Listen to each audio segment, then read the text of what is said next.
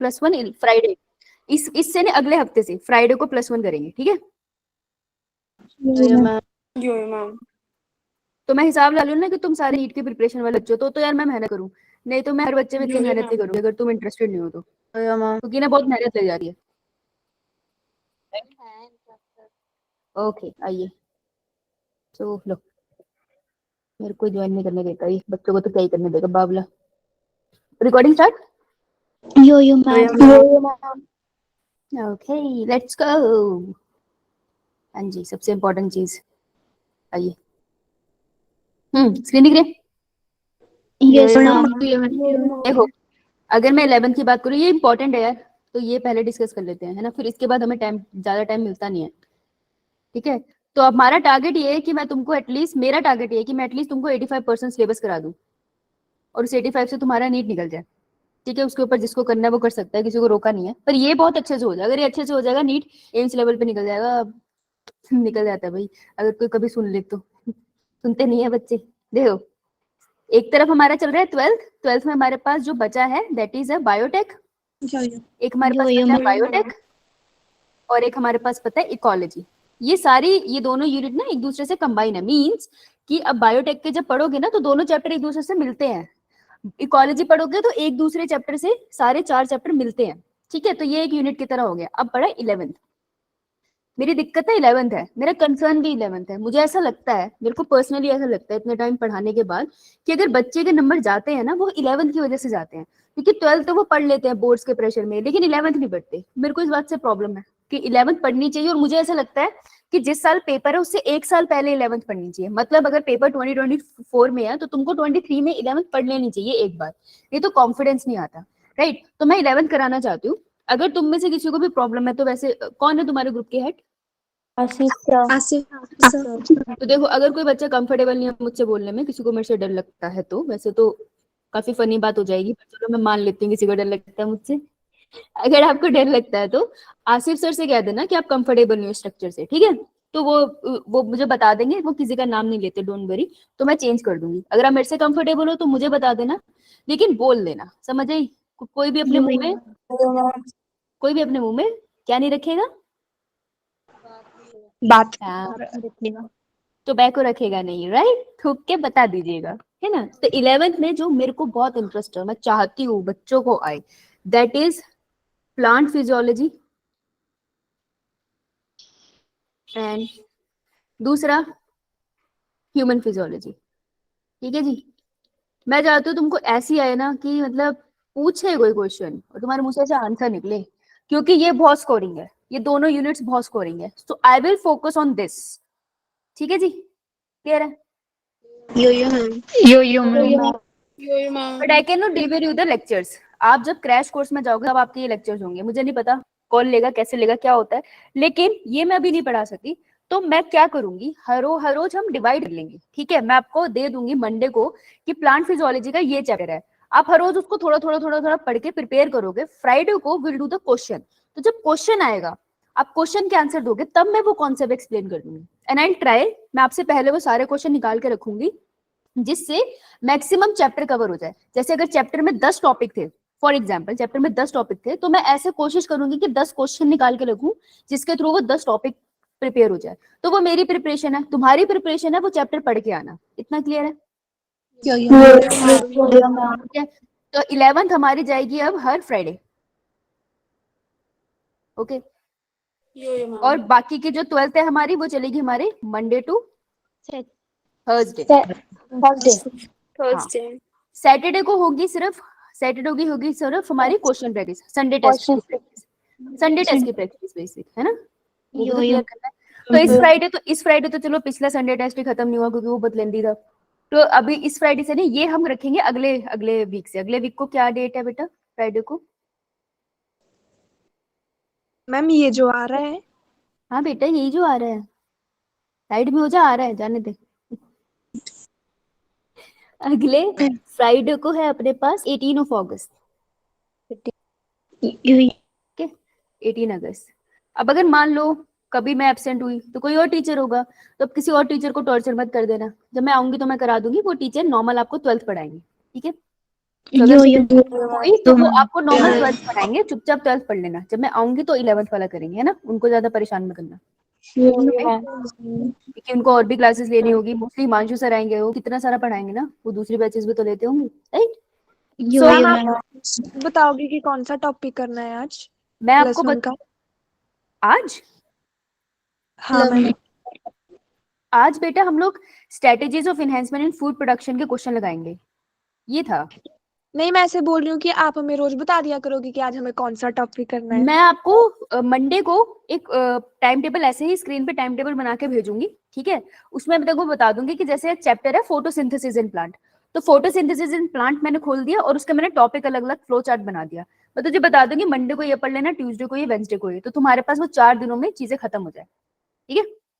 वो तुम्हारे ऊपर है कि तुम उसको प्रैक्टिस करो, है ना। प्रैक्टिस मैं नहीं करा सकती, वो तो तुम्हें करना पड़ेगा, राइट। तो चलो मैंने कुछ क्वेश्चन इंपॉर्टेंट लिख लिए थे, क्वेश्चन प्रैक्टिस करें, फिर इस चैप्टर को खत्म करें। कुछ टॉपिक्स भी मैंने लिख लिए थे, आज मैं कर रही थी तो कुछ टॉपिक थे जो हमने डिस्कस नहीं किया पर क्वेश्चन में आए हैं, तो वो थ्योरी मैं तुमको क्लास के बाद भेजूंगी।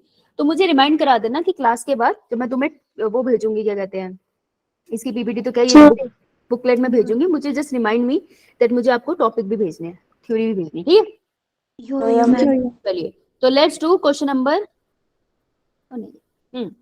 सो लेट्स डू, ये अपने स्टार्टिंग का क्वेश्चन तो कर लिया था, let's do question number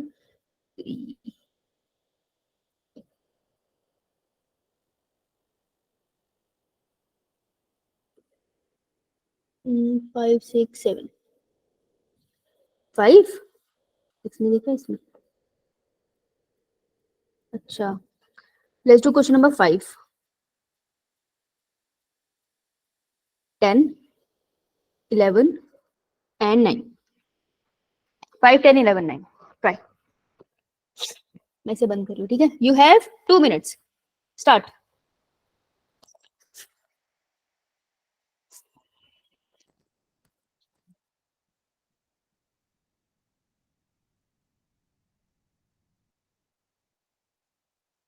ma'am screen नहीं हो रही शो।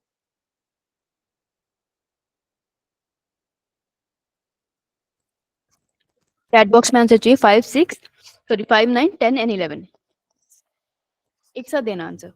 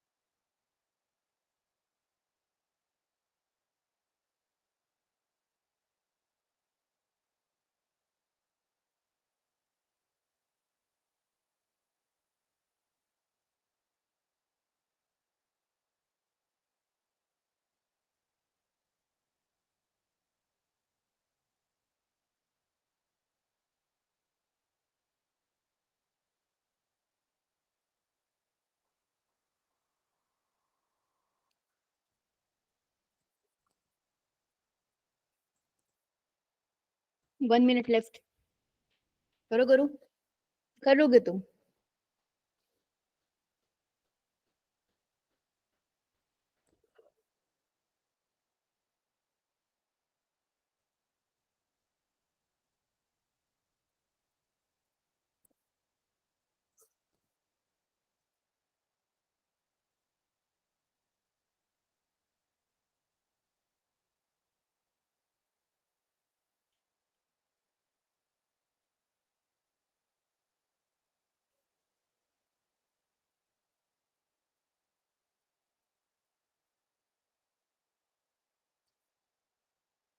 ओके स्टॉप, आइए, let's see, good good good. Diksha, Vishal, that is Tamanna, Archana, Jagdish, Jagdish नाम से कौन ज्वाइन करता है? Anita ma'am, Anita Kumari. Anita, Navpreet, Sapna, Payal, Shilpi, Aditi, Shagun, Gunjan, Riya, Priya, Anushiva, Tanya, Preeti, Shweta, very good. देखो, among the following edible fishes, edible मतलब जिन फिशेज को आप खा सकते हो, हर फिश को नहीं खा सकते ना, पॉइजनस भी तो होगी। Which one is the marine fish have rich source of omega 3 fatty acid. ये तो आपको याद करना है, ओमेगा 3 फैटी एसिड अच्छा होता है, फिश ऑयल से हमें ये मिलता है।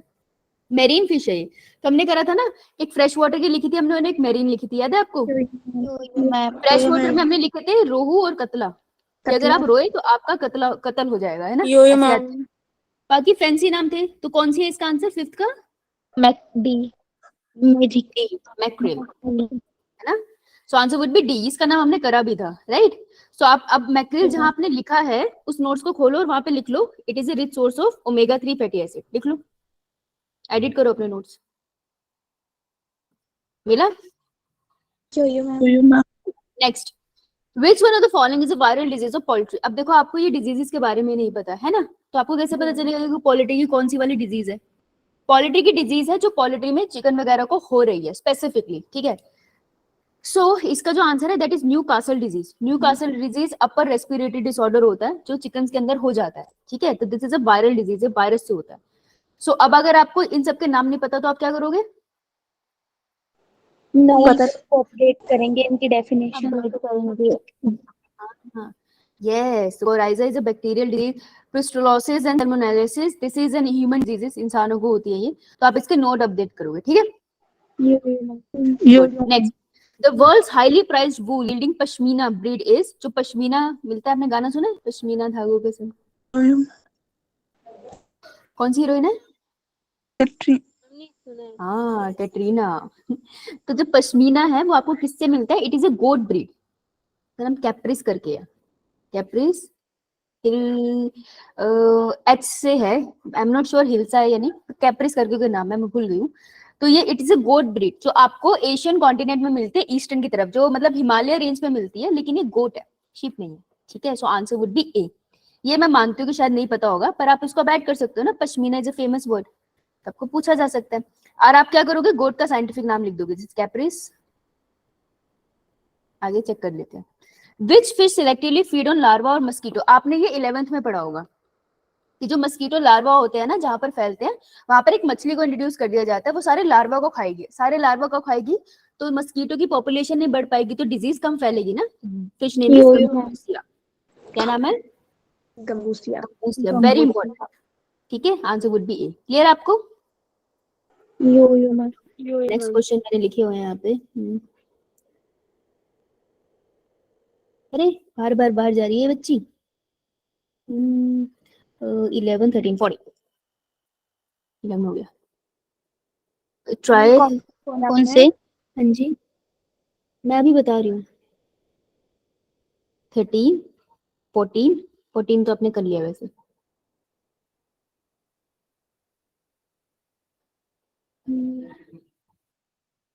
25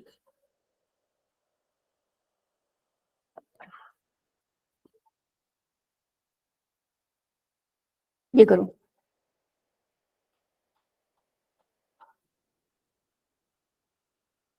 13 14 एंड 25 दिख रहा है आपको? ठीक है, लीला बेटा ढंग से लिख, किसका डी किसका ए, ऐसे कंफ्यूजन है। 3 क्वेश्चन है, तूने 2 आंसर दिया, मैं क्या मानूं?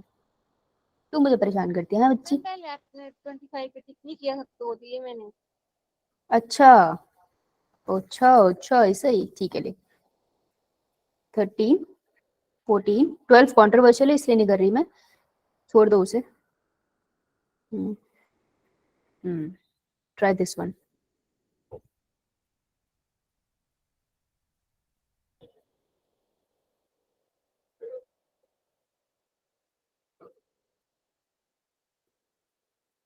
मैम 26 भी करना है?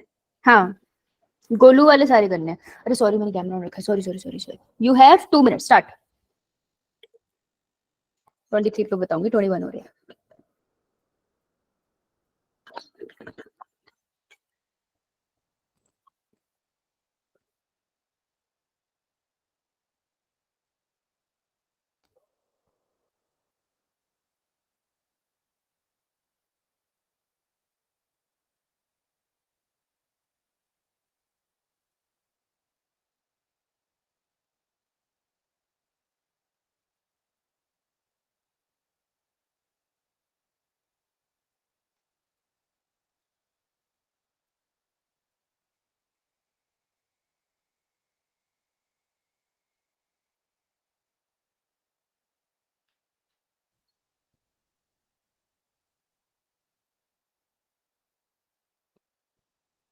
ओए आंसर कहाँ है?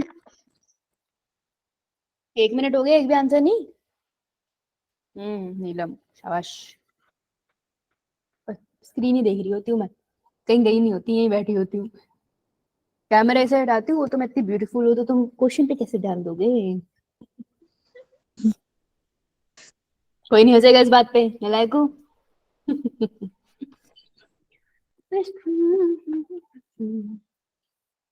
पहले मैं एक्स्ट्रा नोट ना स्लाइड पे लिख लेती, लेकिन अब मैंने चेंज कर दिया, मैंने ना कॉपी पे लिखा है जो भी एक्स्ट्रा टॉपिक्स हैं जो हमने क्लास में डिस्कस नहीं किए पर उनसे क्वेश्चन आए हैं, तो वो मैंने कॉपी पे लिखा है ताकि मैं तुमको भेज भी दूं साथ साथ ही। और अपने ना साथ साथ नोट्स अपडेट कर लेना प्लीज, वेट मत करना, समझ आई? यो मैम। यो मैम।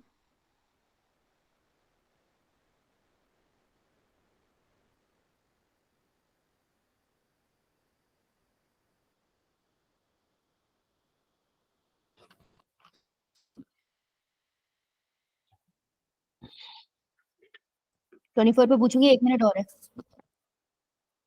क्योंकि क्वेश्चन लंबा था इसलिए दिया है।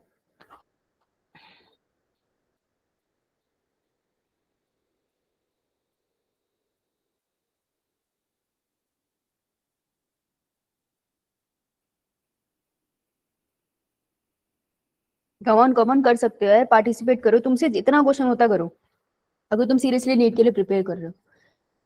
मैं तो कभी किसी को पॉइंट आउट करके नहीं बोल रही ना नहीं हो रहा, लेकिन पार्टिसिपेट करो। ये बैठा मत करो, नीता के बाद कोई रिप्लाई नहीं, बच्चे ज्यादा हो रिप्लाई बहुत कम है।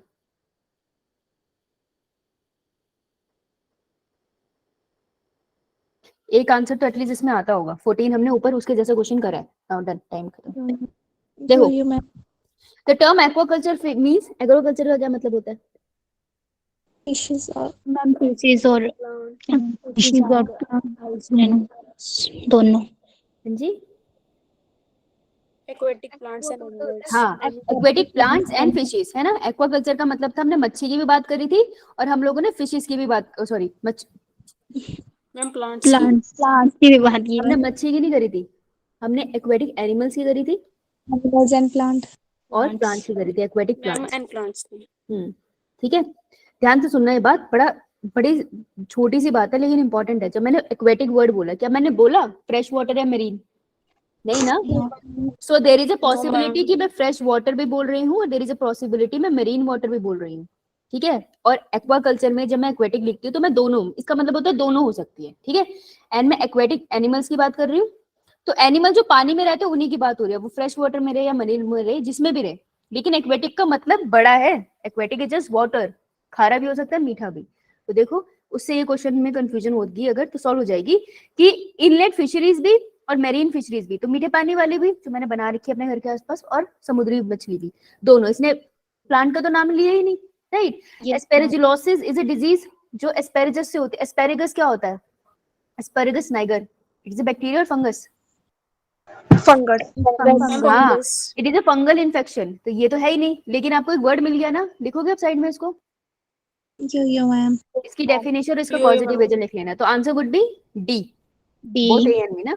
हाँ डी, दोनों ए एन सी आंसर है, right? Not D.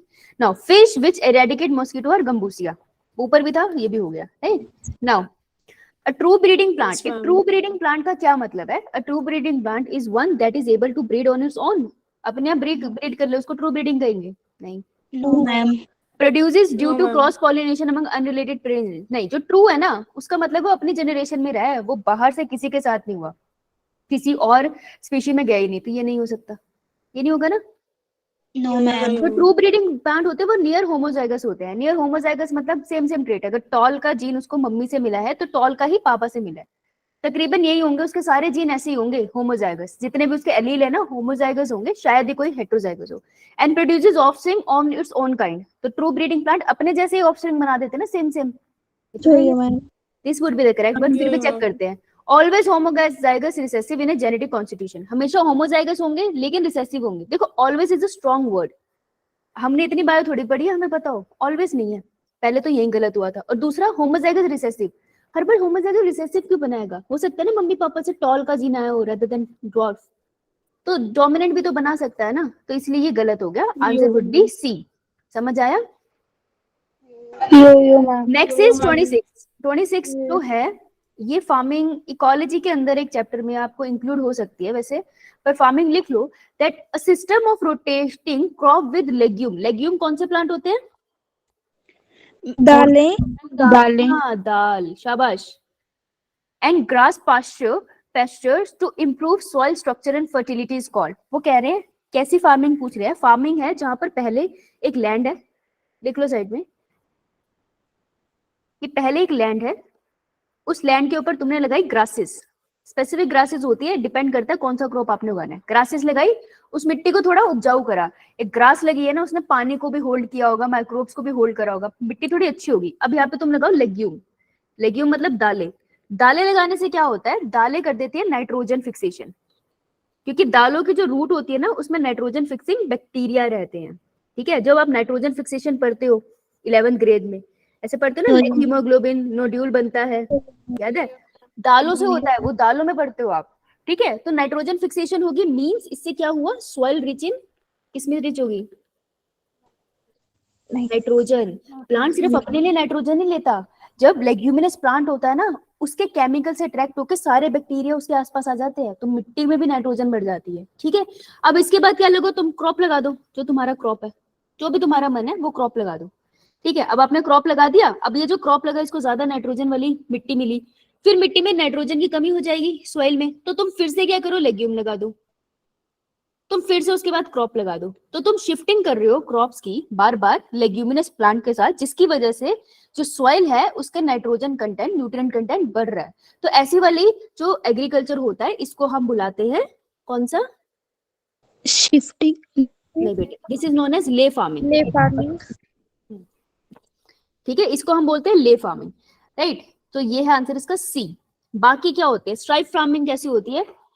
Stripe farming पता है क्या होता है? मैं आपको स्ट्राइप्स दिखा दूं, कैसे समझ नहीं आएगा, एक सेकंड। देखो स्ट्राइप फार्मिंग क्या दिखाती हूँ ना, पिक्चर में समझ आएगा। एक तो याहू चलता नहीं है, गूगल खोलो।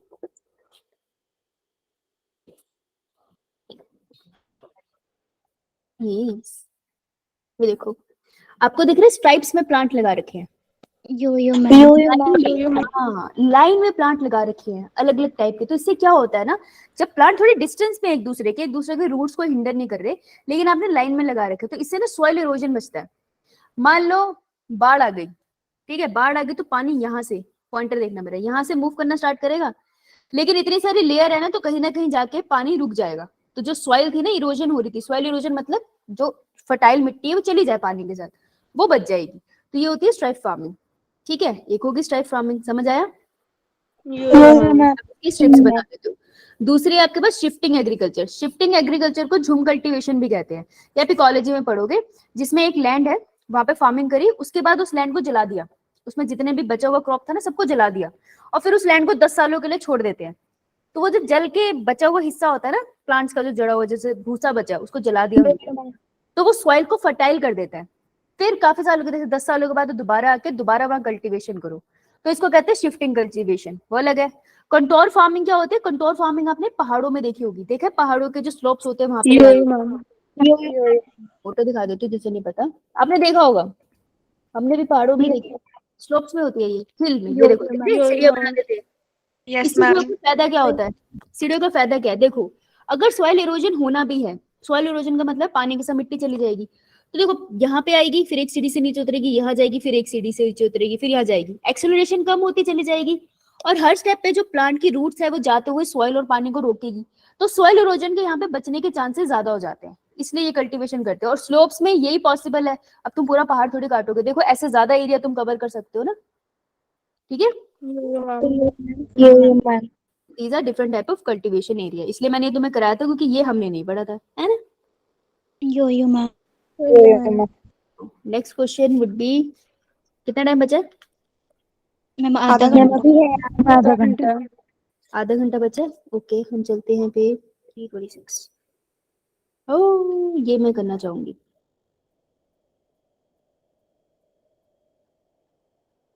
28, 29, 30 ओह 31 भी है, एक सेकंड। 28 29 30 31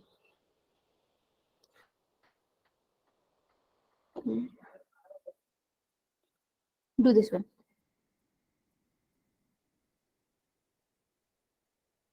बहुत important question. Oh sorry, you have 2 minutes इसमें। हाँ इसमें 2 minutes बहुत है इसमें। आ गया तो क्वेश्चन टिक भी गया था।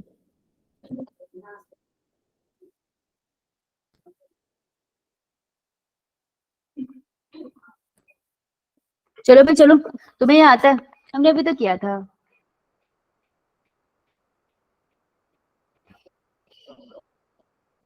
गुड आंसर, शाबाश। सबसे पहले किया उसने आंसर, नलायक को।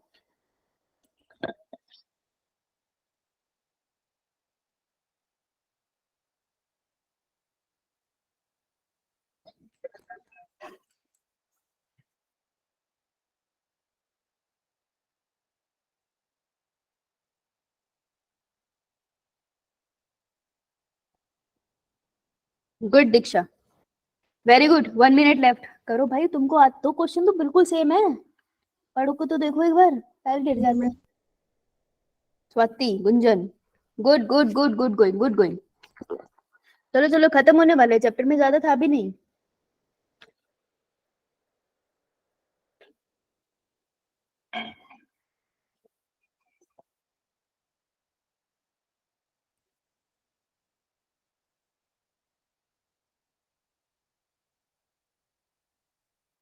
वन मिनट लेफ्ट है तुम्हारे, जल्दी करो। गुड नीता।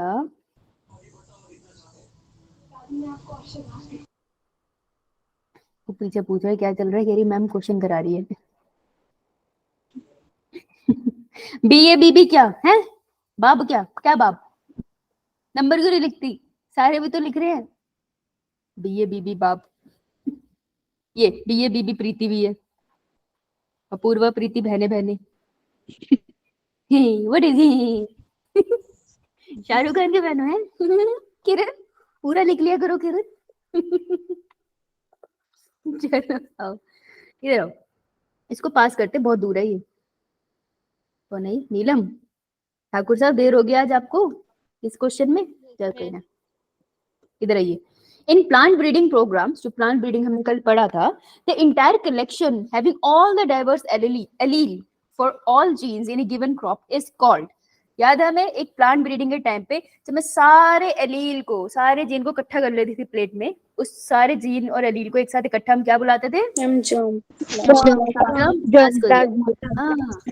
हाँ, तुमने तो खुद ही करवाया था ना मुझसे स्टेप बाइज। कैसे गलत कर सकते हो, तो तुम्हें आता है ना। तो आंसर वुड बी बी।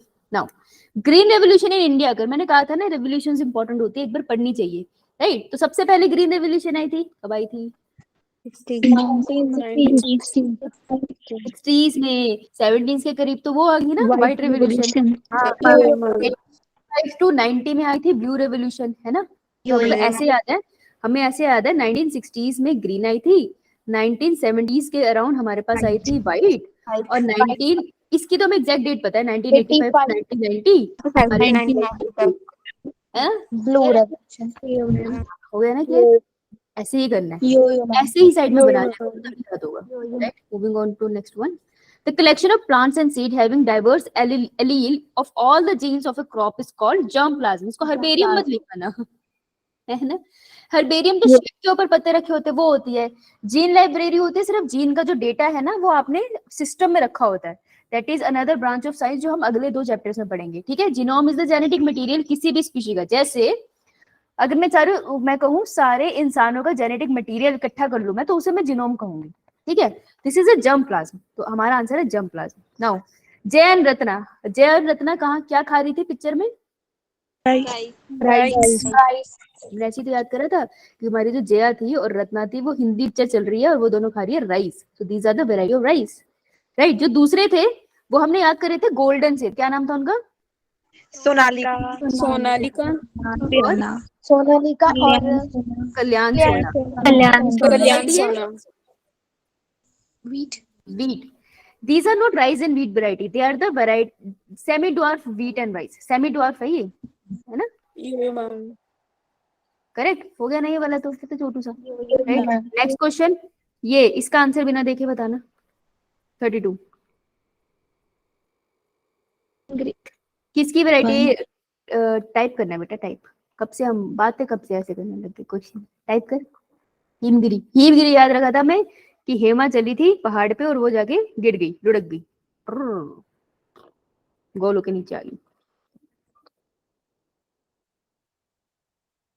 देखो वो जो डब्बा था उससे क्वेश्चन आ गया ना, यो मैम। डब्बे से क्वेश्चन आ जाएगा। और ऐसे ही आएगा, देखो कैसे आया ना, तुमको हेमा याद है तो उससे हो गया, ऐसे स्नोबॉल का आ जाएगा। राइट, गुड, याद है तुम्हें, सही है, आंसर सही है तुम्हारा। Beat no. नेक्स्ट, मैंने बोला था ये बहुत इंपॉर्टेंट पार्ट है। अरे यार ये ना बहुत पास हो गया, क्वेश्चन नहीं दिखता। 33 34 40 ना तुमको अगले उसमें आएगा, लेकिन हाइब्रिड विगर क्या होता है ये किसी को पता है तो चैट में लिखना, ठीक है?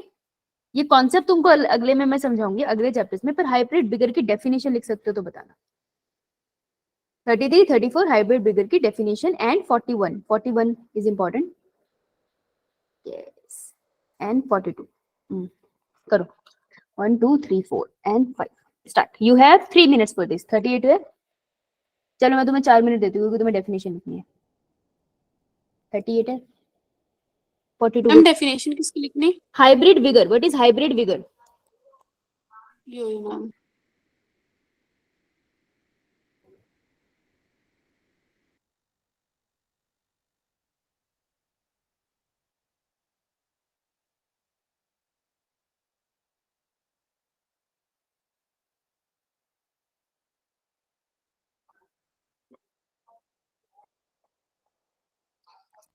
दीक्षा, प्रिया, दिव्या, तुम एक दूसरे का देख के लिख रही हो क्या?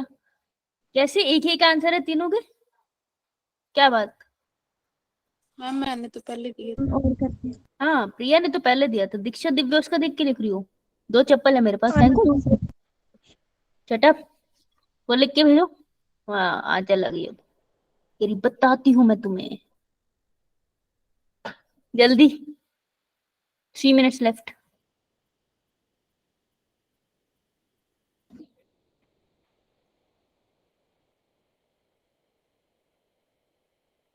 यार उस पकोड़ों से कुछ हुआ नहीं यार पेट का, ऐसे तो मुझे और भूख लग गई बताओ।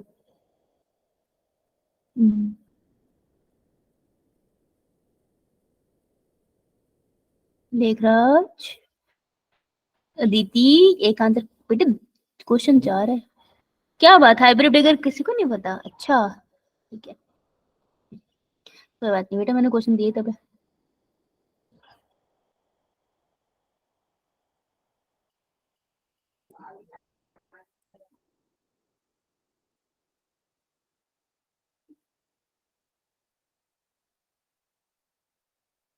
फोर्टी टू सोच के देखना, जो कॉमनली तुम्हारे घर के आसपास मिल जाता है क्या होता है? 2 तो तुमको पता है, सबको पता है। तीसरी चीज है यार जो बहुत इजीली मिल जाती है, थिंक अबाउट इट।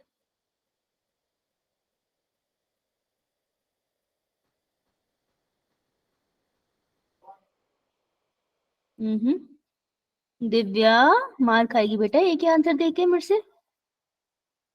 अर्चना उसके बाद तुम खाओगी। दीक्षा, नीलम,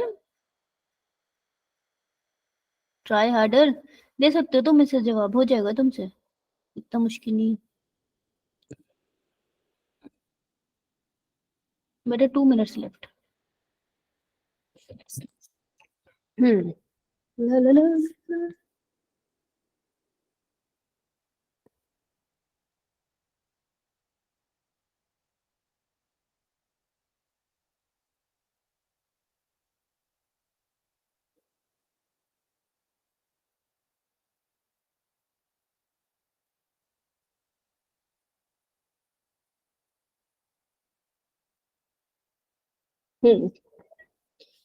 चलो मैक्सिमम आंसर दे रहा। आइए, मुझे लगता है मैंने नंबरिंग में थोड़ी गड़बड़ कर दी है टाइम देखने में, इतना टाइम तो नहीं था 4 मिनट में। देखो breeding of crop with high level of mineral, vitamin and protein. मैंने बोला था कि अगर कोई क्रॉप है तुम उसको ऐसे ब्रीड कराओ कि उसके अंदर न्यूट्रिएंट लेवल बढ़ जाए, तो वो वाला special technique is known as biofortification. Fortification. Somatic hybridization होता है, आप सिर्फ प्रोटोप्लास्ट को फ्यूज करा रहे हो, मतलब जिसमें सेल वॉल ना हो, सिर्फ प्लाज्मा मेम्ब्रेन और सेल हो। ये वाली टेक्निक भी हमने पढ़ी जिसमें पोमेटो बनाया था। बायोमैग्निफिकेशन जो होता है वो आप इकोलॉजी में पढ़ोगे, तो चलो अभी के लिए मैं छोड़ देती हूँ। माइक्रोप्रोपेगेशन क्या होता है कि आप एक प्लांट की मदद से आर्टिफिशियली उसको कल्चर करके बहुत सारे प्लांट्स बनाओ, दैट इज माइक्रोप्रोपेगेशन। ठीक है, टिश्यू कल्चर में आप कुछ प्लांट्स बनाते हो, माइक्रोप्रोपेगेशन में बहुत ज्यादा प्लांट्स बना देते हो, राइट। तो माइक्रोप्रोपेगेशन इसी का पार्ट है। तो आपको क्या करना है नोट्स में, सोमैटिक हाइब्रिडाइजेशन की डेफिनेशन, बायोफोर्टिफिकेशन एंड माइक्रोप्रोपेगेशन की अलग से डेफिनेशन लिखनी है। ठीक है, बायोमैग्निफिकेशन चलो आगे आएगा, लंबा टॉपिक है, लंबा है, कब तब करेंगे। डी हो गया इसका answer. Now haploids are some suitable और more suitable for mutation studies than the diploid. वो कह रहे हैं जो हैप्लॉइड सेल होते हैं जिनमें n नंबर ऑफ क्रोमोसोम होता है वो ज्यादा इजी है म्यूटेशन को स्टडी करने के लिए। मैंने सेल लिया, उसमें यूवी रेडिएशन डाल दी, ठीक है, अब मैं इसको स्टडी कर रही हूँ, तो कह रहे हैं ये ज्यादा इजी तरीका है एज कम्पेयर टू कि मैं सेल लूं जो 2n वाला हो। देखो जो 2n वाला है उसके बाद मम्मी पापा दोनों के एलील है, जो n वाला है उसके पास एक ही पेरेंट के एलील है। अब तुमको म्यूटेशन पढ़नी है ना, कि मैंने लाइट डाली, एक ही एलील अगर हिला तो तुम्हें पता चल जाएगा म्यूटेशन हुई है नहीं हुई है, बीमारी होगी या नहीं। तो n इसलिए अच्छा होता है कि जितना सिंपल सेल है उसकी स्टडी उतनी अच्छी होती है। जैसे अगर मुझे सेल की प्लाज्मा मेम्ब्रेन पढ़नी है, ध्यान से सुनना, अगर मुझे सेल की प्लाज्मा मेम्ब्रेन पढ़नी है तो मैं कौन सा सेल सिलेक्ट करूं, आरबीसी या डब्ल्यूबीसी?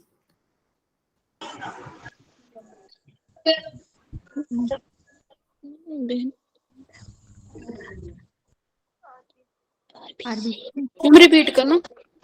अगर मुझे RBC प्लाज्मा मेम्ब्रेन को स्टडी करना है, मेरे को प्लाज्मा मेम्ब्रेन को स्टडी करना है, सेल की होती है ना बेटा प्लाज्मा मेम्ब्रेन, यो मैम मेरे को इसको स्टडी करना है, तो मैं कौन सा सेल पढ़ूं, आरबीसी या डब्ल्यूबीसी? ये नीट का क्वेश्चन है, आंसर इज आरबीसी। उसका रीजन क्या है, आरबीसी के अंदर न्यूक्लियस नहीं होता मैच्योर आरबीसी में, अंदर से वो खाली न्यूक्लियस है नहीं, तो ये इजी है स्टडी करने के लिए, इसके अंदर चीजें कम है। डब्ल्यूबीसी में न्यूक्लियस, डब्ल्यूबीसी में तो कितने सारे न्यूक्लियस भी होते हैं ना, न्यूट्रोफिल देख लो, तो जिसके अंदर न्यूक्लियस उसमें समान सा उसको पढ़ना मुश्किल, आरबीसी को पढ़ना आसान। तो प्लाज्मा मेम्ब्रेन को स्टडी करने के लिए हमेशा आरबीसी यूज होता है। जो आपका सेल वाला चैप्टर है ना, वो प्लाज्मा मेम्ब्रेन की फोटो बनी है ना, ऊपर वाले पैराग्राफ में एक लाइन लिखी है कि आरबीसी के ऊपर इसको स्टडी कराया गया था, फर्स्ट लाइन है वो उस पैराग्राफ की, क्वेश्चन आया उसका नीट से। ठीक है, तो सेम चीज है, अगर हैप्लॉइड सेल है उसमें आधे क्रोमोसोम है, उसको पढ़ना आसान है, बड़े वाले में दिक्कत है। अब ये आंसर हमें ढूंढना है। Haploids are more abundant in nature than diploids, ऐसा कुछ नहीं है, सेल तो दोनों तरीके के हैं। ऑल म्यूटेशन वेदर डोमिनेंट और recessive are express in haploid. देखो अगर सेल डाइप्लॉइड है मतलब एक जीन मम्मी से आया है एक जीन पापा से, है ना, तो जब ये एक्सप्रेस करेगा तो तुम्हें बच्चा सिर्फ टॉल दिखेगा। लेकिन अगर मैं हैप्लॉइड सेल पढ़ती तो उसमें एक ही जीन होता ना, चाहे वो टॉल होता तो टॉल बच्चा दिख जाता, अगर एक ड्वार्फ का होता तो ड्वार्फ दिख जाता। तो अगर मैं हैप्लॉइड सेल लूंगी तो मुझे डोमिनेंट और रिसेसिव दोनों फीचर पढ़ने को मिल जाएंगे, तो ये सही है ना रीजन। यो मैम और पढ़ लेते एक बार। Haploids are reproductively more stable than diploid. Stability का कोई कॉन्सेप्ट नहीं है हैप्लॉइड डाइप्लॉइड में, याद रखना। म्यूटेजेंस जो म्यूटेशन कॉज करते हैं जैसे रेडिएशन या केमिकल, पेनिट्रेट इन हैप्लॉइड मोर एफिशिएंटली, ऐसा भी कुछ नहीं है। सेल के अंदर न्यूक्लियस के अंदर क्रोमोसोम के नंबर में फर्क है, बाकी प्लाज्मा मेम्ब्रेन सेम है, सेल वॉल है, अगर वो प्लांट का सेल है तो सेम है, तो पेनिट्रेट तो कुछ भी कर जाएगा, तो ये भी आंसर सही नहीं है। सो आंसर वुड बी समझ आया ये? Yo ma'am hybrid vigour is exploited by, देखो हाइब्रिड विगर क्या होता है, मान लो मैंने ले लिया, मैंने अच्छे फीचर की मम ली, ठीक है, और मैंने अच्छे फीचर के वो ले लिया, डैड ले लिए, ठीक है। ये होता किसमें, hybrid vigour is a process जो आपको बैक्टीरिया के सेल में देखने को मिलेगा, आपको फंगस के सेल में देखने को मिलेगा, ठीक है, और प्लांट सेल में देखने को मिलेगा। तो मैंने प्लांट के फीचर ले लिए कि ये मम्मी ना डिजीज रेजिस्टेंट थी और जो पापा थे वो टॉल थे। जब मैंने इनका बेबी बनाया ना ऑफस्प्रिंग में कुछ ऐसे फीचर आ गए जो मम्मी ज्यादा पापा से ज्यादा सुपीरियर है, ठीक है। इसमें ऐसी डिजीज रेजिस्टेंट भी आ गई जिसके लिए मम्मी पापा रेजिस्टेंट नहीं थे, तो इसके अंदर और यूनिकनेस आ गई, मतलब मम्मी पापा के फ्यूजन के बाद जो बेबी प्लांट आया है वो और ज्यादा एडवांस है, इसको कहते हैं हाइब्रिड विगर। हाइब्रिड विगर का मतलब है जो ऑफस्प्रिंग बना है वो ऑर्डिनरी मतलब एक्स्ट्रा ऑर्डिनरी है मदर और फादर के कंपैरिजन में, उसके पास अपने ज्यादा यूनिक फीचर है, ठीक है, इसको कहते हैं हम हाइब्रिड विगर। समझ आया? Yo-yo ma'am. Yo-yo ma'am. हम बनाएंगे जब हम नेक्स्ट चैप्टर करेंगे, इसलिए इसको भी छोड़ते हैं. नीचे आओ. ट्रिटिकेल. हाँ बेटा बोल. मैम हैप्लॉइड के गैमेट्स भी हैप्लॉइड ही होंगे. सॉरी. मैम हैप्लॉइड के गैमेट हैप्लॉइड ही हाँ. होंगे. हाँ, हैप्लॉइड की गैमेट हैप्लॉइड होंगे. जब हम प्लांट पढ़ते हैं ना, तो हम पढ़ते हैं ना gametophytic body. Yes ma'am. Algae में आप पढ़ोगे गैमेटोफिटिक बॉडी मेन बॉडी होती है, तो वो एन होती है, और उससे जो गैमेट बनते हैं वो भी एन होते हैं. बस ये माइटोसिस से बनते हैं, मियोसिस की जगह. ठीक है. Yo-yo Yo-yo ma'am. मैम. अच्छा क्वेश्चन था, मतलब सोचा इसने, अच्छा लगा. Now triticale was first man made cereal crop. तो पहले तो ये लिख लो, ये इन्फॉर्मेशन. सीरियल क्रॉप जो बढ़िया से आप खाते हो, has been obtained by crossing a wheat. तो ट्रिटिकल बनता कैसे? आप वीट को क्रॉस कर दो किससे? राई से. Rice. इससे आपसे ट्रिटिकल बन जाएगा. Clear? Answer would be B. Okay. Yo-yo ma'am. Now ये वाली first man made cereal crop है, ये इंपॉर्टेंट लाइन है. और वीट एंड राई का कॉम्बिनेशन ट्रिटिकल है, ये भी इंपॉर्टेंट है. नाउ बता रही हूं मैं, नीचे आते हैं. 42 3 crop that contribute maximum to global food grain production. पूरी दुनिया में फूड ग्रेन प्रोडक्शन सबसे ज्यादा किसकी है बेटा? चावल, Yes ma'am. आटा और मक्का. मक्की नहीं देखी तुमने? स्वीट कॉर्न्स तो पूरी दुनिया में मिलते हैं. आंसर वुड बी ए, है ना. सॉर्गम आपने कहाँ पढ़ा है? आपने 11th में पढ़ा सॉर्गम. ठीक है, वहां लिख के आना, अपने कॉपी में लिखो सॉर्गम क्या है, लिख के आना. तुम्हें इससे एक बहुत इंपॉर्टेंट क्वेश्चन निकलता है नीट का. Okay. Yo-yo Yo-yo ma'am. Ma'am. I think ये 5 किंगडम क्लासिफिकेशन में था कि प्लांट किंगडम में था, मुझे ये याद नहीं आ रहा, लेकिन मेरे हिसाब से 5 किंगडम क्लासिफिकेशन में था. मुझे एग्जैक्ट पेज नहीं, मुझे इतना याद है, नीचे सेकंड लास्ट पैराग्राफ में था ये, तो वो मेरे दिमाग में घूम रहा है. Anyways moving on. थोड़े से लास्ट वाले करा देती हूँ. इधर क्वेश्चन नंबर 44.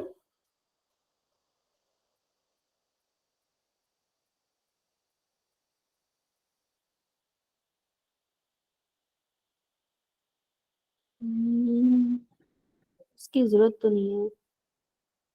35 कर लो चलो. 44 एंड 35 करना. देखो जब तुम क्वेश्चन प्रैक्टिस करोगे तुमको सारे लगाने हैं. मैं सारे नहीं करा सकती, तो मैं वो करा रही हूँ जो बिल्कुल ही अलग है, जो हमने एक क्लास में डिस्कस नहीं किया. वो कॉन्सेप्ट कराने के लिए मैं ये क्वेश्चन ढूंढ रही हूँ. ठीक है, लगाने तुमको सारे हैं अगर तुमको नीट प्रिपेयर करना है तो, है ना. और मैं लगा रही हूँ कि तुम्हारी क्लास प्रिपेयर कर रही है, राइट? ऐसे ही सोच रही हो ना हम. Yo-yo ma'am. Yo-yo ma'am. ठीक है. Yo-yo ma'am. मैं भी क्वेश्चन लगाती हूँ और मेरे भी गलत होते हैं.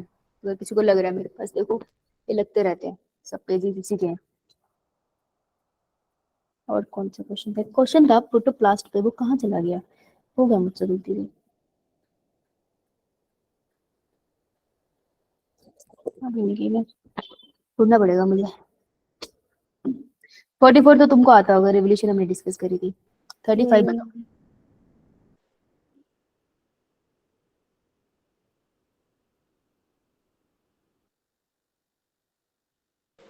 तुम तुक्का मार सकते हो इसका, बी का. अगर तुमने वो जो डब्बा था वो याद करा है ना, उसी तुक्के से जैसे हमने डिस्कस किया था, तो तुम तुक्का मार लोगे बी में, 35 में.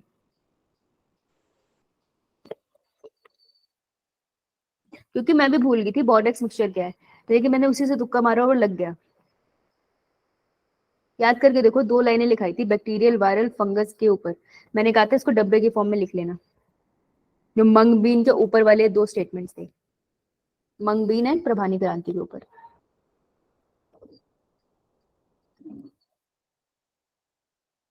देखो 35. Which one of the following is linked to the discovery of Bordeaux mixture as a popular fungicide? Bordeaux mixture is a popular fungicide है. फंगस की फंजीसाइड मतलब जो फंगस डिजीज को रोकता है. अब फंगस कौन सी डिजीज करते थे? मैंने कहा था जब फंगस लग जाता है ना, वो रस्ट जैसी कंडीशन करता है, सड़ने जैसी, है ना. रेड कर देता है, ब्लैक कर देता है. तो हमने ब्लैक रस्ट पढ़ा था उससे, तो वही हमने पढ़ा था black rust of wheat, yo-yo ma'am. है ना. बैक्टीरियल लीफ ब्लाइट ये किसमें करता था? पोटैटो में. Potato. हाँ, है ना. तो ब्लैक रस्ट वाली डिजीज है, तो आप रस्ट से इसको लगा सकते थे. The answer is this. B. Bordeaux mixture क्या होता है? बॉर्डॉक्स मिक्सचर ना एक सॉल्यूशन है जो फंजीसिडल होती है, फंगस को मारती है. जैसे कॉम्बिनेशन ऑफ कॉपर सल्फेट, यही होता है ना. Yo-yo ma'am. Cu2 होता है, CuSO4 होता है. USO4 एंड क्विकलैंड, इसकी सॉल्यूशन होता है ये। ठीक है जी, तो ये लिख लेना सॉल्यूशन, समझ आया? Yes, ma'am. ठीक है, moving on. Question number 44, the name of Norman Borlaug is associated with कौन सी रेवोल्यूशन से? Green Revolution. और इंडिया में ग्रीन रेवोल्यूशन के फादर कौन थे? MS Swaminathan. MS Swaminathan, very good. अब रुको एक सेकेंड, मुझे जो ढूंढना है वो क्वेश्चन नहीं मिल रहा मुझे, प्रोडकास्ट। अच्छा चलो ये वाले थोड़े से कर लेते हैं। क्वेश्चन नंबर 59, क्वेश्चन नंबर 50,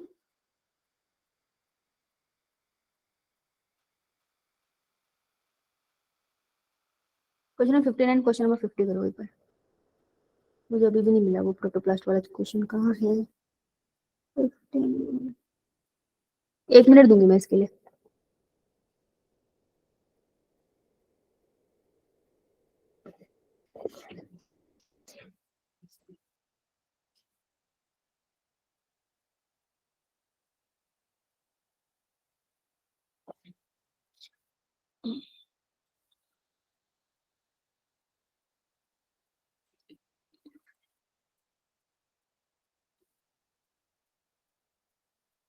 देखो क्रिटिकल किससे मिलता था? बीट और किसके कॉम्बिनेशन से?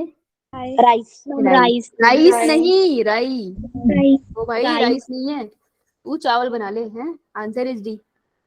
N alga which can be employed as food for human beings is, एक एल्गा है जिसको सिंगल सेल प्रोटीन की तरह यूज किया जाता है। हमने जो एग्जांपल करा था वो किसका करा था? पायरुलिना। Yes, ma'am.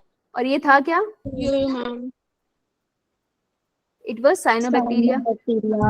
है ना। लेकिन हम और भी चीजें यूज कर सकते हैं, तो हम एल्गी भी यूज कर सकते थे। ग्रीन एल्गी जिसका नाम है cholera, chlorella. Chlorella is the one जिसको हम खाने के सप्लीमेंट की तरह यूज करते हैं। It's a single cell protein, very important question, समझ आई? Yo-yo ma'am. कौन सी हिंदी दिख रहा मुझे, ये रहा। ये करना 47 ये जो है ना चीज, कौन सी ये बहुत इंपॉर्टेंट है, इट्स केमिकल। ये ना तुम्हें क्या लगता है क्या करता होगा?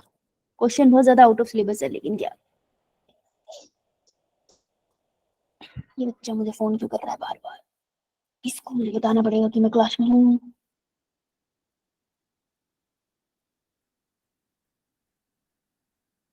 है 6 मिनट अभी, बता देता हूँ मैं क्लास में।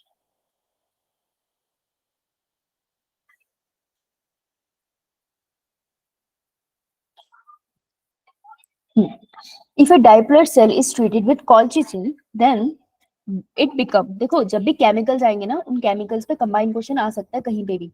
तो कॉल्चिसिन इज ए केमिकल जो आपको कॉल्चिन से ही मिलता है, ठीक है। तो सबसे पहले लिख लो वहां पे कॉल्चिसिन, ये आपको मॉलिक्यूलर बेसिस ऑफ इनहेरिटेंस से मिलके, कैंसर से मिलके, बहुत सारी जगहों पे केमिकल्स के नाम आएंगे धीरे धीरे, तो वहां लिख लो केमिकल, ठीक है। ये ना हम केमिकल यूज करते हैं इंसानों के लिए to decrease joint pain. Ayurvedic जमाने से हो रहा है, ये प्लांट से सीधा निकाल लेते थे जॉइंट पेन्स को डिक्रीज करने के लिए, ठीक है।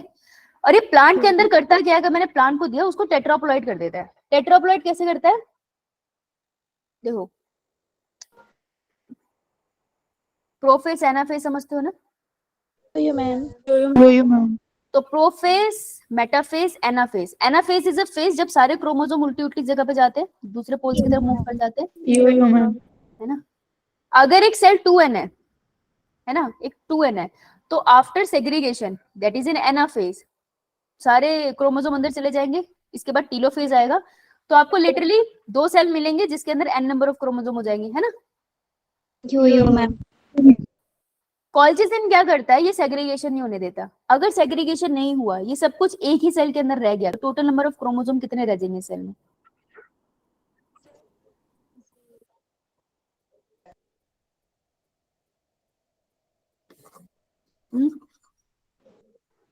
मैम 4 देखो देखो रुको, मैम ट्वाइस कर दीजिएगा। जब सेल आया उसमें 2n नंबर ऑफ क्रोमोसोम थे, ठीक है। सबसे पहले वो आया G1 फेज में, फिर वो गया S फेज में। S फेज में उसके क्रोमोसोम कितने हो गए? 4n हो गए ना, डबल हो गया। और n अब वो चला गया नेक्स्ट फेज पे, that is G2 phase, 4n ही है G2 फेज। सारी m साइकिल करेगा वो, और उसके बाद जब वो बाहर निकलेगा तो 2 सेल बनेंगे, और हर एक सेल में 2n और 2n हो जाएंगे, टोटल 4n ही तो थे ना, 2n 2n दोनों बने। अब वो क्या कह रहा है कि m पेज में गड़बड़ हो गई और 2 सेल नहीं बन पाए, ठीक है। m पेज में गड़बड़ होने के बाद तुमने से कॉलचिसिन दे दिया, जब तुमने से कॉलचिसिन दे दिया तो क्रोमोसोमल सेग्रीगेशन नहीं हुआ, इसकी वजह से एक ही सेल बना है और उसी में सारे क्रोमोसोम है। तो कितने क्रोमोसोम थे? 4n ना, ये क्या हो रहा है? 4n। तो इस सेल में कितने होंगे? 4 is टेट्रा, तो आंसर वुड बी टेट्रापोलाइड, है ना? समझ आया? इस बात को लिख लो। तो ये प्लांट में करता है पॉलीपोलाइडी। पॉलीपोलाइडी मतलब नंबर ऑफ क्रोमोसोम्स को इंक्रीज कर देना। स्पेसिफिकली कौन सी पॉलीपोलाइडी करता है? ये टेट्रापोलाइडी कर देता है। ठीक है जी, क्लियर? इसका इफेक्ट लिखो।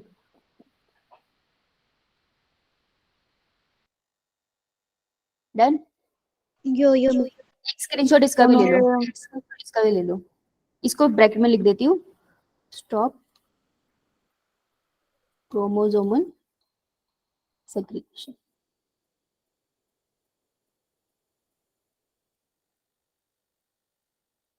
ठीक है जी, चलो डन सबका। मैम पॉलीप्लोइडी करना है, रिपीट। पॉलीप्लोइडी मतलब नंबर ऑफ क्रोमोसोम को इंक्लूड कर दिया, इंक्रीज कर दिया। देख, प्लोइडी का मतलब होता है, प्लोइडी का जनरल मतलब होता है नंबर ऑफ क्रोमोसोम्स। क्रोमोसोम्स के लिए मैं यूज करती हूँ। और पॉली का मतलब होता है मैनी। तो नंबर ऑफ क्रोमोसोम को काफी नंबरों में इंक्रीज कर दिया, उसको हम टुगेदर कहेंगे पॉलीप्लोइडी। ठीक है, यो मैम। चलो डन है आप लोगों का? Yes, ma'am. मुझे प्रोटोक्लास का क्वेश्चन तो नहीं मिला, मैंने कहाँ लिख दिया, पर चलो हमने मैक्सिमम क्वेश्चन तो इसके कर लिए, थोड़े से ही रहते थे बस, है ना? Yes, ma'am. तो कल हम मिलेंगे और अपना मॉक टेस्ट को डिस्कस करेंगे, जो हमारा पिछले संडे को, उससे पिछले संडे को भी हुआ था ना, उसके क्वेश्चंस रहते थे ना।